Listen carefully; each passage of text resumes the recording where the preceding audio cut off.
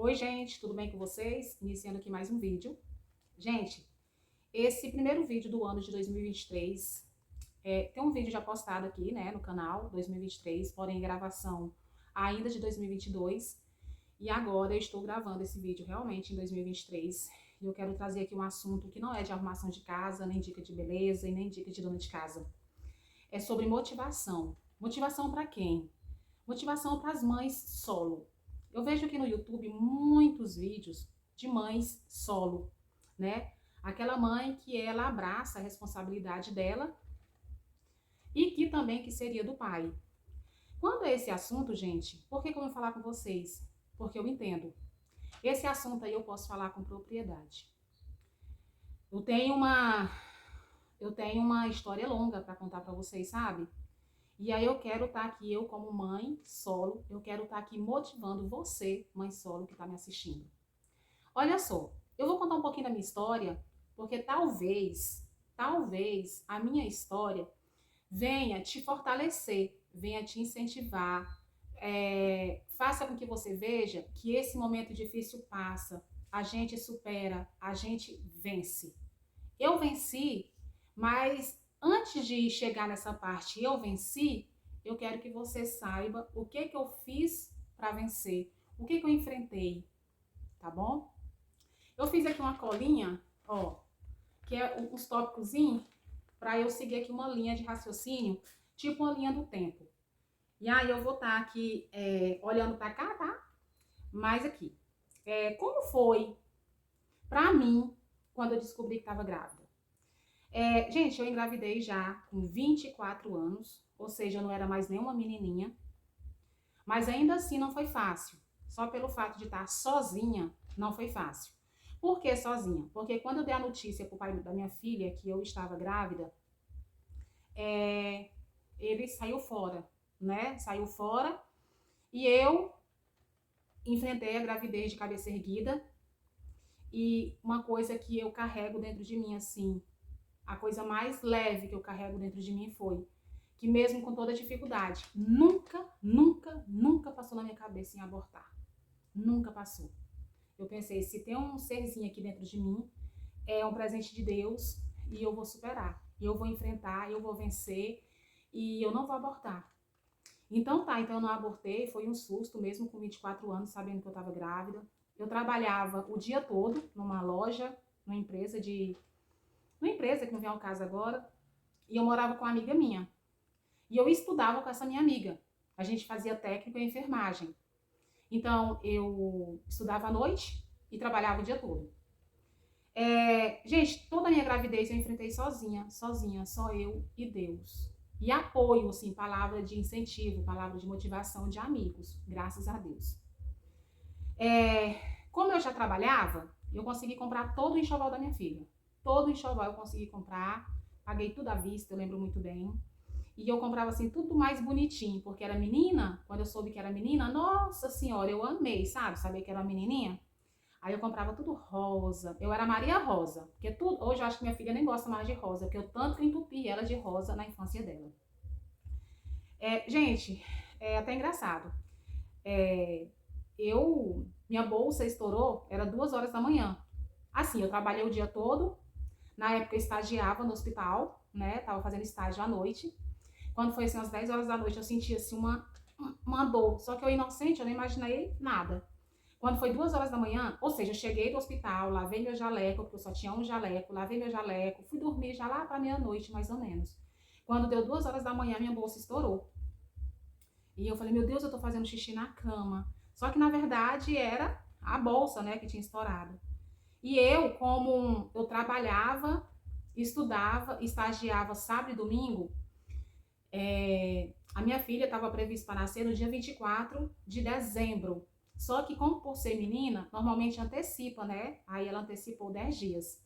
Quando ela nasceu, eu não tinha sequer uma fralda lavada. E há 18 anos atrás, a gente não usava assim tanta fralda descartável, né? Porque também não tinha condição. Então eu comprei na época 60 fraldas de tecido. Aí eu desesperada, amanheceu aquele clima de chuva. Aí eu só liguei pro meu patrão falando que eu não poderia trabalhar naquele dia. E aí eu fui molhar aquele monte de roupa da minha filha. e fui lavar e desesperada. Quando deu meio-dia, mais ou menos assim, porque eu parava às vezes devido à chuva, porque lá onde eu morava, o lavador era assim no relento, então não tinha como lavar, né, na chuva. Aí chegou uma vizinha minha lá, chamada Rosinha. Ela falou, nossa, tu ainda não foi pro hospital? Eu falei, não, Rosinha, eu tô esperando vindor. Ela, não, não, sua bolsa já estourou, você corre, deixa que eu termino aqui suas roupas e você vai pro hospital. Aí o que eu fiz? Tomei banho, peguei minha moto com a bolsa estourada, isso era meio-dia, e me arranquei pra maternidade. Aí quando chegou lá no hospital, estacionei a moto, tal, aí fui dar entrada, aí já tava lá um tanto lá dilatado. Aí o pessoal lá do hospital, não, você volta pra casa, isso, aquilo, outro. Aí eu falei, não, a minha bolsa já estourou. Não, então tá, já nesse caso você fica. Tá, aí eu fiquei, ganhei neném. Na primeira semana que eu ganhei minha filha, eu fui passar a primeira semana na casa da minha irmã. Ela me ajudou, ela cuidou de mim nessa primeira semana de resguardo. Só que eu queria muito, muito ir pra casa. Então logo na semana seguinte eu já fui pra casa. Eu fui me virar sozinha, eu e minha filha, sabe? E aí eu me virei, nossa, foi uma época tão difícil, ela tinha cólica, eu não sabia lidar com aquela situação, era difícil. E dava chazinho, dava remédio e, nossa senhora, era uma tormenta. Mas, ok. Eu voltei a trabalhar, ela tinha 4 mesinhos só, 4 meses, porque a minha licença maternidade, no caso, foi só 4 meses. Então, eu com 4 meses, eu tive que arrumar uma babá e tive que voltar a trabalhar, né? Então, isso para mim foi muito difícil, achar uma pessoa de confiança para cuidar da minha filha. Eu tendo que voltar para trabalhar com aqueles peitos assim de leite. Mas fazia o quê, né? Eu tinha que cumprir as regras da empresa, as leis trabalhistas, que eram só 4 meses de licença. E assim eu fiz. Achei uma pessoa para cuidar da minha filha e voltei a trabalhar. No entanto, a minha filha mamou só até o 5º mês. Minha filha mamou super pouco. Por quê? Porque quando eu chegava 6 horas da tarde, ela já tinha tomado mamadeira. Porque a menina não ia deixar ela com fome, né? Aí, quando eu chegava, ela já tinha dado mamar pra neném que hoje é minha filha, que eu falava neném. E quando eu ia dar peito pra minha filha, ela já não queria mais. Então, com isso, ela parou de mamar no 5º mês. Eu sempre trabalhei fora, gente. A minha vida inteira foi trabalhar fora. Quando eu engravidei, eu fazia técnico de enfermagem, né? Como eu falei. E quando eu ganhei minha filha, eu ainda estava fazendo técnico de enfermagem. Eu morava numa certa distância que dava para eu levar ela. Como ela era bebezinha, eu não ia de moto. Eu empurrava ela no carrinho até o curso. Eu fazia no Senac. Já sabe o que é Senac, né? Aí lá na minha cidade eu fazia no Senac. Aí eu fiz 2 anos de curso técnico de enfermagem. Ou seja, eu terminei meu curso levando a minha filha para o cursinho. Porque eu não queria parar de estudar, eu não podia parar de estudar, né? Então eu me vi na situação seguinte, eu paro ou eu continuo levando ela. Então eu optei em continuar o curso, finalizar o curso levando ela.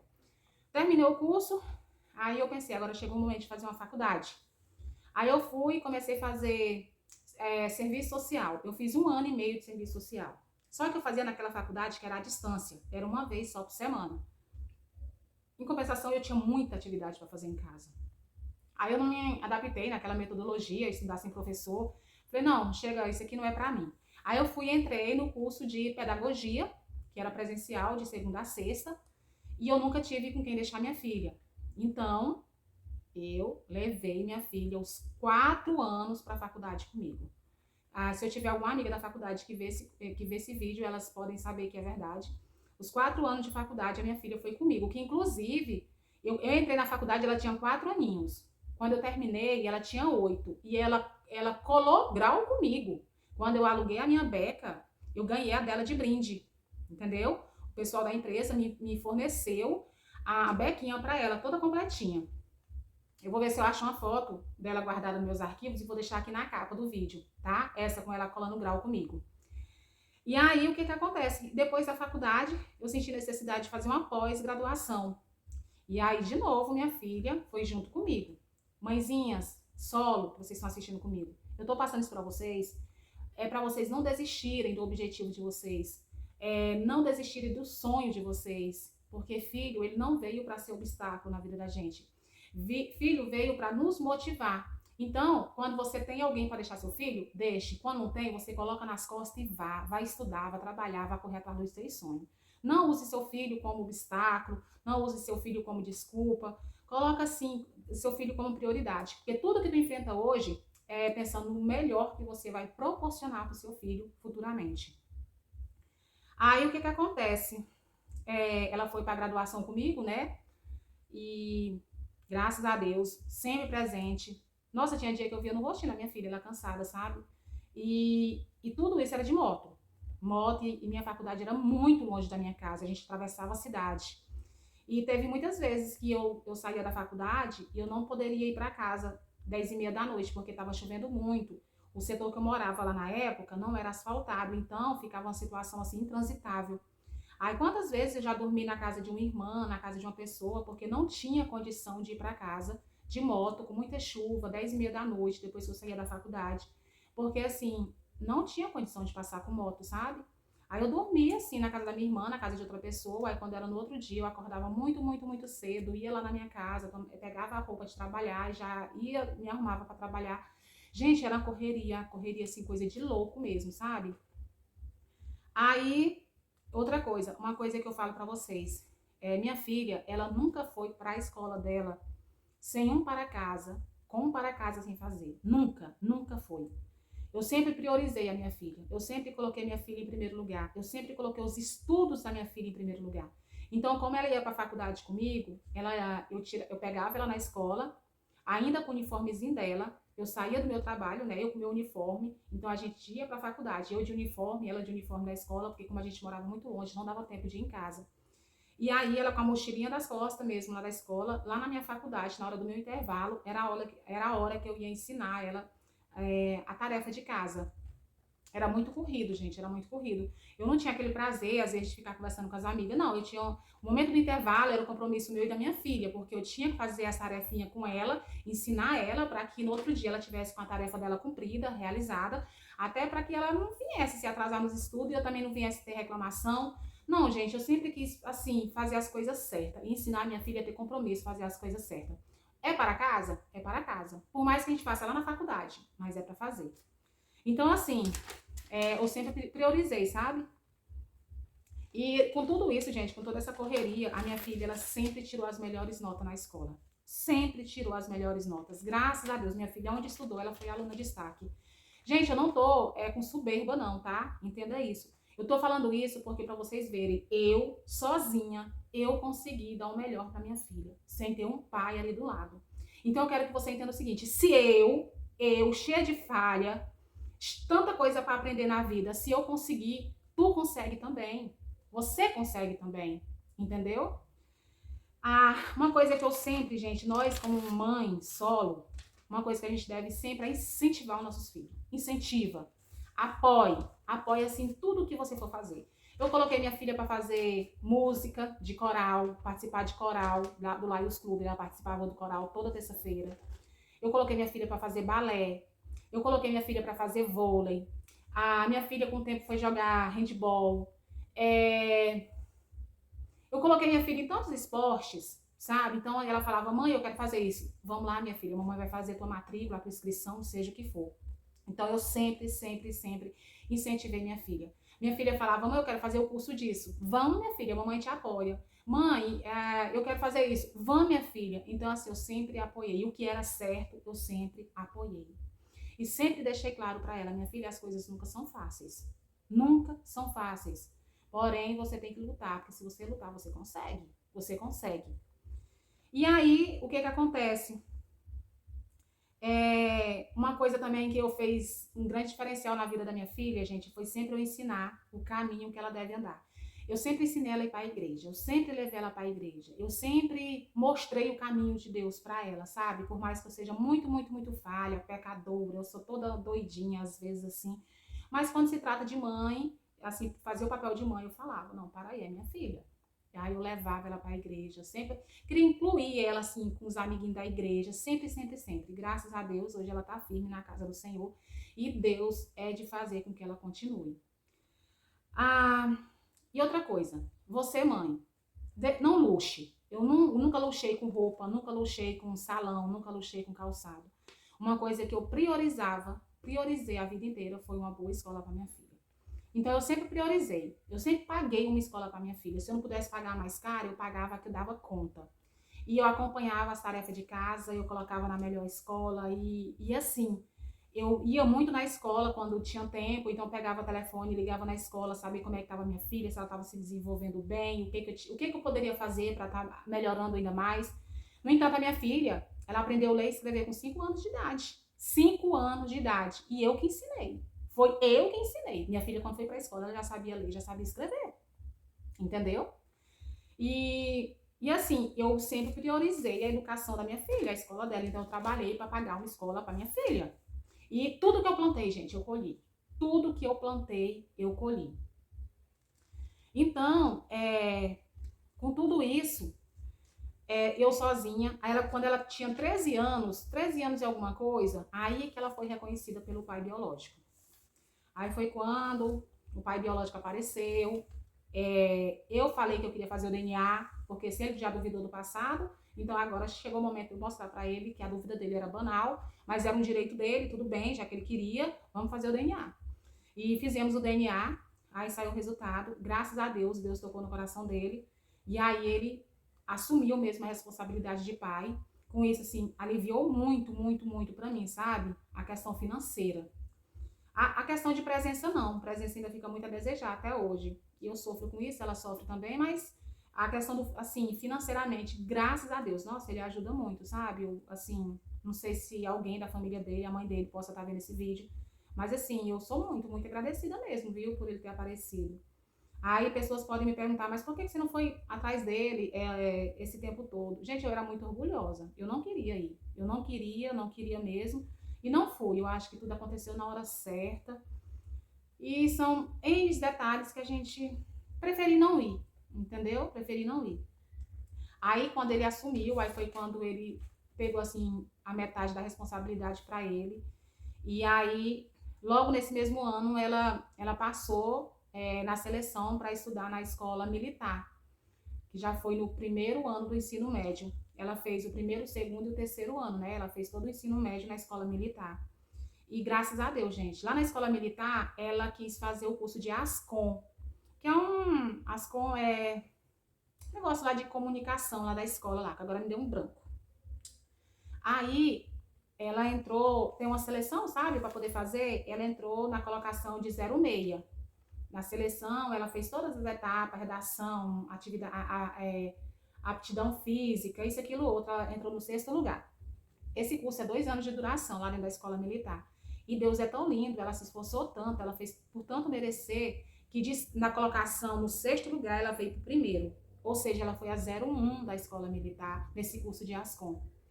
E assim, e eu sendo mãe solo o tempo todo, eu incentivando minha filha. Minha filha, você é capaz. Tinha dia que ela estava tão cansada e chorava, assim, às vezes, mãe, é muita responsabilidade. Eu falei, minha filha, mas você é capaz. Você é capaz, você é inteligente demais, você é muito esforçada, você vai conseguir. E aí, gente, ela conseguiu, sendo a 01, ela terminou o ensino médio sendo a 01 da escola, lá no curso de Ascom, na escola militar. E aí, o que que acontece? Ela, deixa eu ver aqui minha colinha. E com 16 anos, ela terminou o ensino médio. Terminou o ensino médio lá na escola militar. E logo em seguida, ela fez uns 5, 6 meses só de cursinho preparatório para o Enem, sabe? E outra coisa, desde quando ela fez o primeiro ano do ensino médio, eu já falei, você vai fazer o Enem só por questão de experiência. Eu botava para fazer, aí ela fez. Aí quando foi no segundo ano do ensino médio, eu falei, você vai fazer de novo o Enem para você adquirir mais experiência. Assim ela fez. Aí quando chegou no terceiro ano do ensino médio, eu falei assim, agora chegou para valer, você vai fazer para valer, para adquirir, conseguir uma boa nota. Por quê? Porque você precisa fazer uma faculdade. Eu não tenho condição de pagar uma faculdade particular para você. E para não depender assim do financeiro de ninguém, você vai fazer uma federal. Você tem que passar numa federal. E aí foi. Graças a Deus, com a nota do Enem dela, ela conseguiu entrar na Faculdade Federal do Tocantins. Hoje ela faz medicina veterinária. Então, hoje eu tô morando aqui em Canaã, ou seja, com 17 anos, eu tive que deixar ela morando sozinha. Foi o único tempo que eu me desliguei, assim, cortei o nosso cordão umbilical, porque eu casei, vim morar aqui, e ela ficou lá por causa da faculdade. E aqui na cidade não proporciona, sabe, assim, essa questão de oportunidade acadêmica, que é muito fraquinho para isso. E aí, como ela já tinha passado no vestibular lá, E aí ela ficou. Eu aluguei uma kitnet para ela, a qual eu já morei no passado, também nessa kitnet dela quando ela era pequena, nessa kitnet que ela mora hoje. Eu morei lá quando ela era pequenininha. E hoje ela mora lá nessa kitnet, faz faculdade. Ela tem um grupo de jovens que ela é co-líder lá da igreja, então que ela também ela é responsável pelas meninas da igreja, né? Ela é co-líder, quer dizer, ela tem a líder e ela é assistente da líder. E assim, gente, mãezinhas, eu quero falar para vocês, não desistam, não desistam, é difícil? É. Quem falar que é fácil, tá mentindo. Mas, se você pensa, eu trabalhei a vida inteira, morava de aluguel, eu tinha que ficar mudando de casa em casa. Eu trabalhava a semana toda, sábado até meio-dia. Eu estudava, eu fazia estágio final de semana, tanto quando era técnico de enfermagem e pedagogia também. Pedagogia eu tive que fazer meus estágios. Teve estágio que eu tive que fazer até final de semana com o pessoal da EJA, que era um grupo de idosos que estudavam lá na faculdade, final de semana. Então, eu ia lá dar aula para eles, para poder ganhar minha carga horária, para concluir também meu estágio. Então, assim, foi uma história longa, a que eu quis fazer só um resumo, eu já tô aí com quase 24 minutos de vídeo, mas assim, é motivando você, mãezinha, tá?